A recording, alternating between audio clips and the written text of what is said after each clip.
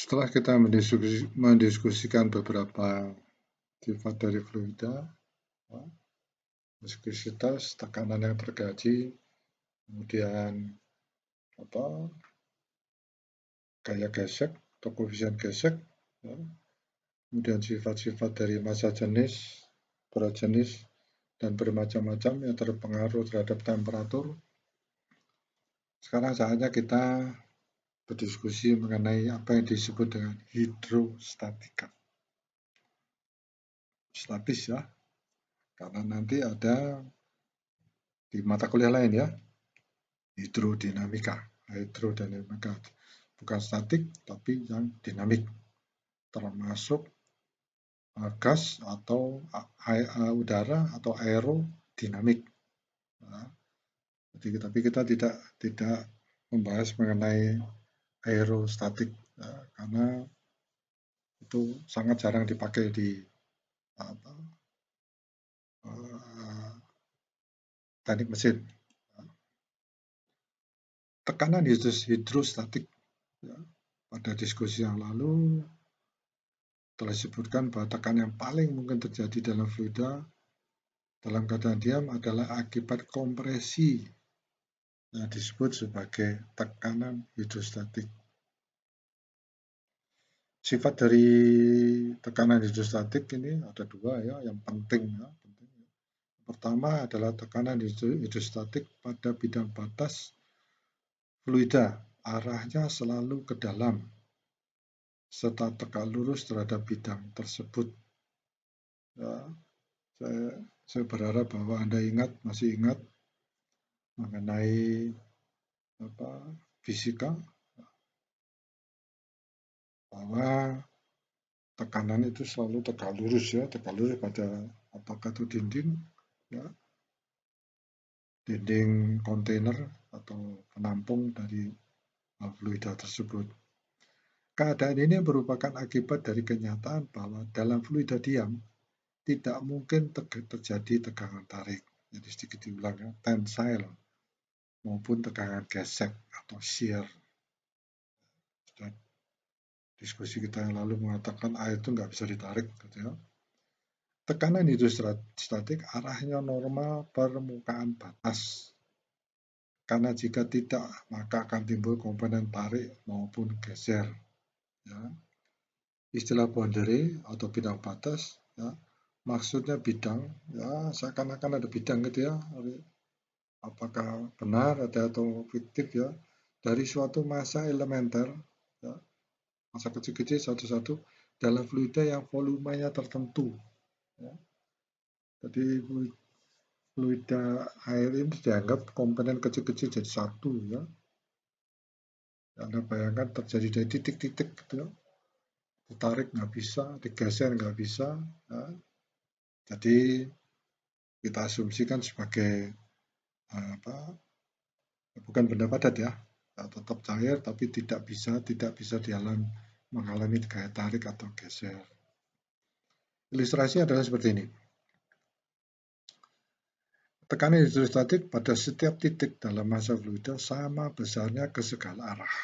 Ya, contohnya ini ya, ini ada sumbu X, sumbu Y, dan sumbu Z.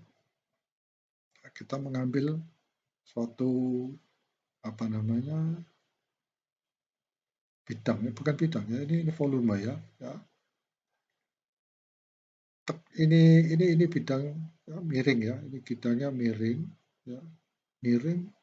Nah, kemudian kita ambil bidang ya, garis ini itu sejajar dengan sumbu X, yang ini sejajar dengan sumbu Y, dengan ini bersejajar dengan sumbu Z. Mengapa perlu dibagikan seperti ini? Itu untuk ilustrasi ya, bahwa bidang ini ya, yang saya garis ini itu mengalami gaya PY, P yang sejajar arah Y. Bidang ini mengalami gaya sebesar PX, ya, di mana PX ini sejajar dengan sumbu X. Jadi bidang ini tegak lurus pada sumbu X. Bidang ini tegak lurus pada sumbu Y. Yang bawah adalah bidang tegak lurus dengan sumbu Z. Ada gaya BZ. Pada awal diskusi kita saya dinyatakan bahwa tekanan itu bekerja tegak lurus ya terhadap bidang ini ya. Itu ada gaya PN. Jadi gaya ini menekan bidang ini ya. Nah, berawal dari ilustrasi seperti ini ya, maka kita akan lihat bahwa tekanan PX ini akan berkurang dengan adanya PN ini. Ya. Tapi karena PN ini tidak sejajar dengan X, tapi tegak lurus pada bidang ini, maka PN ini harus diuraikan dulu. Ya, diuraikan ke arah X. Ya. Jadi diproyeksikan ke arah X, ke arah Y, dan ke arah Z. Sehingga kita bisa tahu semua berapa besar gaya sesungguhnya yang menekan dinding-dinding ini. Nah, massa fluida yang diam mempunyai bentuk prisma sisi tegak, ya, atau disebut right angle tetrahedron dengan 3 rusuk dx, dy, dan dz. Masing-masing sejajar sumbu koordinat seperti pada gambar ini. Ya. Saya sertakan gambarnya lagi. Misalkan di sebelah volume yang ditinjau ini bekerja gaya berat atau body force yang mempunyai komponen X, Y, Z. Tadi saya sebutkan X, Y, dan Z. Komponen merupakan komponen tekanan hidrostatik yang dialami oleh masing-masing bidang datar yang posisinya tegak lurus sumbu X, Y, dan Z. Nah, PN ini tekanan hidrostatik pada bidang miring yang luasnya ds. Ini luasnya ds ya, bidang ini. Ya. Semua komponen tekanan tersebut berarah tegak lurus terhadap masing-masing bidang tempatnya bekerja. Sekarang perlu diturunkan rumus keseimbangan gaya dari volume elementer dalam arah sumbu X. Ya. Jadi PN ini harus diproyeksikan ya, sehingga dibagi menjadi PX, PY, dan PN terhadap sumbu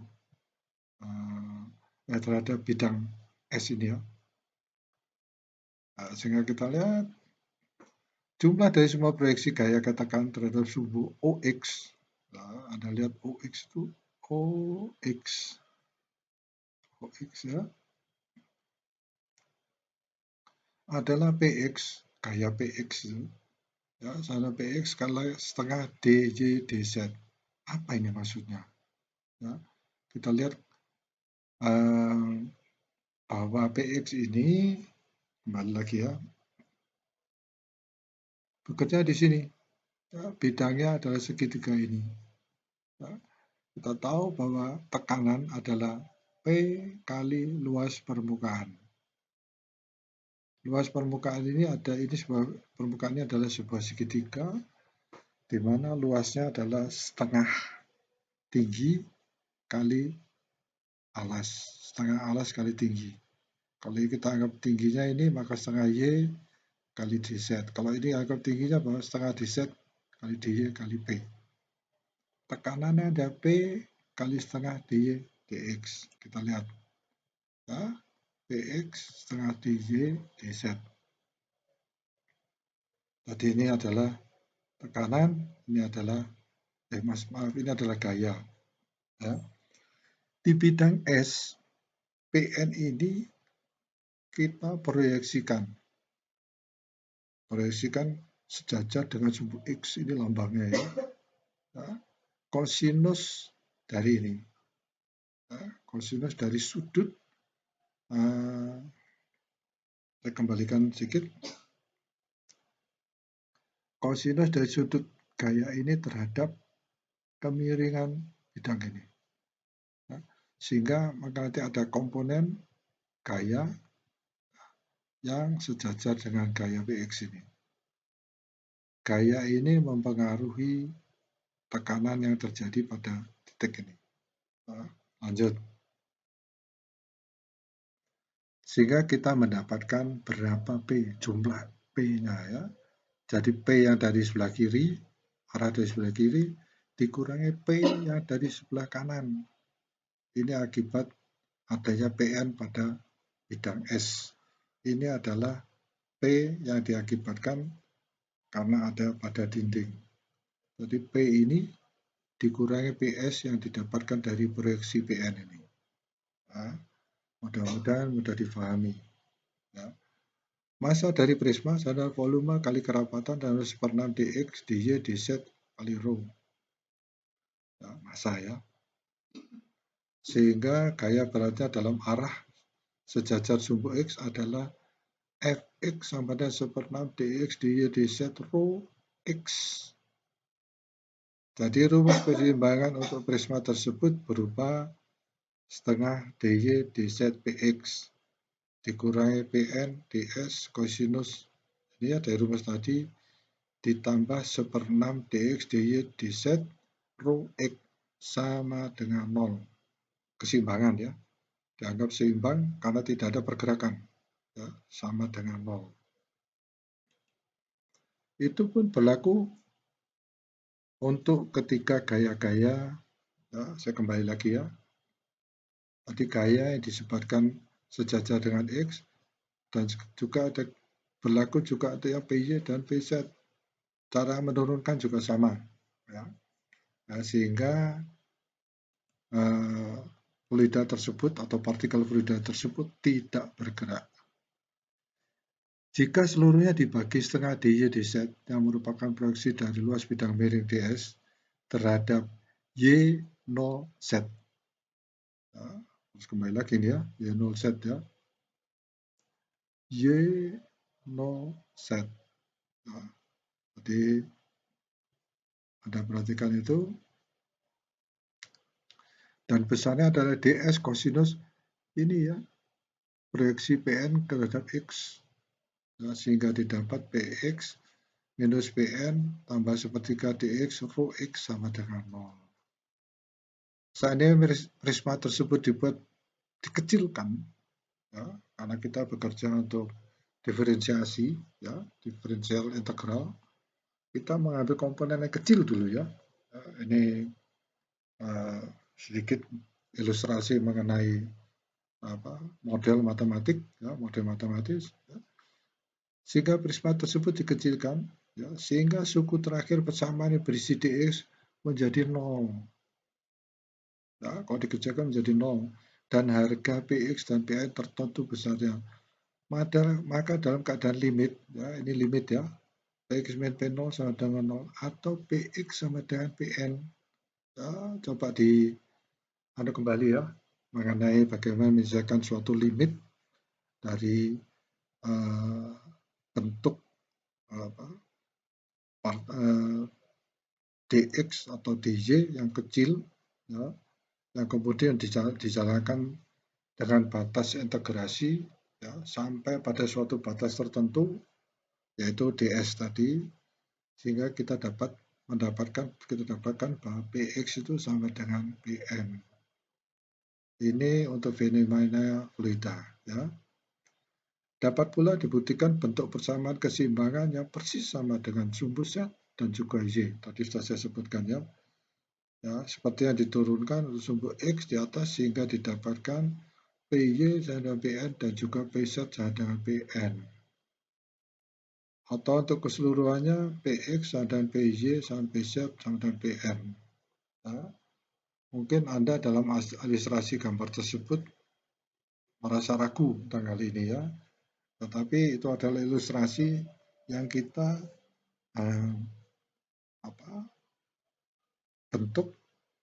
bentuk dari suatu limit partikel kecil, ya, batas limit partikel kecil, sehingga bisa diasumsikan dan disimpulkan bahwa Px sama dengan Py sama Pz sama dengan Pn. Ya, tidak bergerak sama sekali.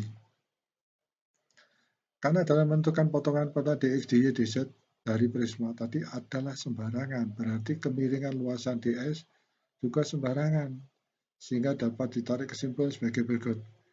Jika prisma dikerutkan menjadi sebuah titik, nah ini ya, tekanan pada titik tersebut sama besarnya ke segala arah. Nah, ini kalau kita melihat gambarnya tadi memang bisa diragukan, tetapi ini yang kesimpulan ini yang didapatkan. Fenomena demikian dapat pula dibuktikan dengan mudah menggunakan rumus kekuatan bahan yang menyangkut tegangan tekan, compression stress, yang bekerja pada 2 atau 3 arah yang saling tegak lurus. Nah, ini tidak perlu didalami, tetapi kalau Anda ingin melihat, Anda bisa perhatikan ini ya. Yang rumus-rumusnya adalah stres, ya, sama dengan stres kompresi stres ya, normal saya kompresi stres X cosinus kuadrat V, ya, kemudian kompresi stres Y sinus kuadrat V. Nah, sehingga kita lihat bahwa tegangannya adalah setengah kali tegangan X dikurangi tegangan Y sinus 2V. Untuk ini haruslah dianggap tegangan geser sama dengan 0. Loh, tegangan geser kok 0? Pernyataan awal kita sudah lihat bahwa tegangan geser di air itu adalah 0. Ya, tidak bisa ditarik, tidak bisa bergeser, kecuali fluida tersebut bergeser dengan media lain, seperti misalnya yang berfase padat, seperti bergeser dengan dinding pipa. Ya, sehingga didapatkan bahwa geser X, geser Y, geser Z itu sama dengan minus P. Nah, itu memudahkan. Memang kalau langsung diambil asumsi seperti ini tanpa dibuktikan secara matematis, ya, maka kita akan meragukannya. Ya. Kedua, sifat-sifat tekanan hidrostatik yang telah dibuktikan kebenarannya terhadap fluida tidak bergerak. Ya. Fluidanya tidak bergerak, ya. Itu sebabnya tadi 0. Jika juga berlaku untuk fluida ideal yang bergerak. Akan tetapi dalam fluida real yang bergerak akan timbul tegangan geser yang dalam pembuktian akan diabaikan, dianggap tidak ada. Ya. Sehingga dapat diambil kesimpulan dua sifat-sifat tekanan hidrostatik tidak berlaku untuk fluida real. Maka apa dihitung? Ya.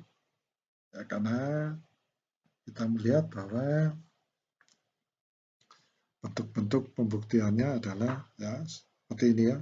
Tekanan itu tidak berlaku untuk fluida real, itu akan dibahas nanti pada materi hidrodinamik, ataupun aerodinamik. Rumus dasar hidrostatik pertama yang perlu dibahas adalah kasus utama keseimbangan fluida apabila body force yang bekerja hanyalah gaya berat. Kemudian menurunkan persamaan yang dapat menentukan tekanan hidrostatik pada sembarang titik dalam fluida yang volumenya tertentu. Ya. Jelas untuk kasus seperti ini permukaan bebas fluida berupa bidang yang horizontal. Ya, tidak seperti asumsi tadi ya, bidangnya miring. Gaya yang bekerja pada permukaan bebas zat cair yang ada dalam bejana adalah tekanan P0. Ini ilustrasinya ya. Sekarang akan dihitung tekanan hidrostatik P yang terjadi pada sembarang titik M. Ya, pada kedalaman H. Ini kedalamannya H. Terhadap permukaan bebas H-nya, ini permukaan bebas ini yang jadi pegangannya ya, jadi acuannya ya.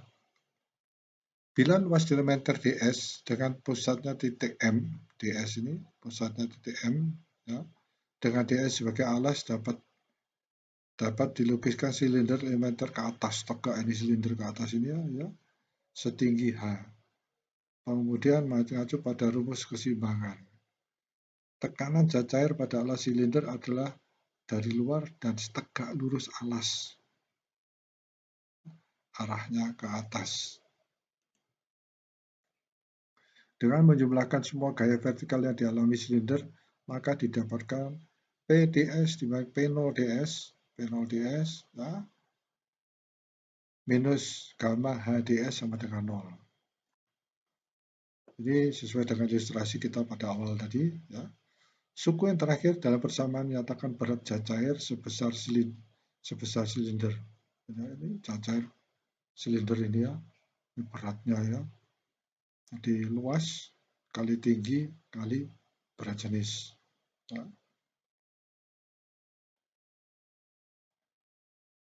Ya, dianggap itu karena arahnya normal terhadap bidang samping. Setelah DS dihilangkan dan diatur bentuknya, maka P sama P0 plus H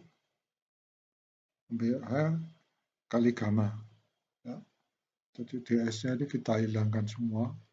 Kita bisa hilangkan semua dibagi DS ya. Maka kita temukan adalah ini ya. Nanti kita lihat ya, bahwa ini adalah salah satu komponen yang ada di dalam hukum Bernoulli ya, atau hukum kekekalan energi. Ini yang pertama dampak penambahan hidrostatik yang bisa dipakai menentukan tekanan pada sembarang titik dalam zat cair yang tidak bergerak. Terlihat tekanan hidrostatik terdiri dari tekanan luar P0 yang bekerja pada begini batas zat cair dan tekanan akibat pada cair yang terlentang atau overlay yang di bawahnya tadi ya, di atas ruangan yang ditinjau, di atas luasan yang ditinjau. Tekanan P0 sama besarnya untuk semua titik dalam volume zat cair dimanapun letaknya. Jadi menurut sifat kedua dari tekanan hidrostatik dapat juga dikatakan sebagai zat cair mempunyai sifat dapat memindahkan tekanan ke segala arah dan sama besarnya. Inilah yang dinamakan hukum Pascal. Ya, karena ini dikembangkan dan dikaji secara mendalam oleh Pascal.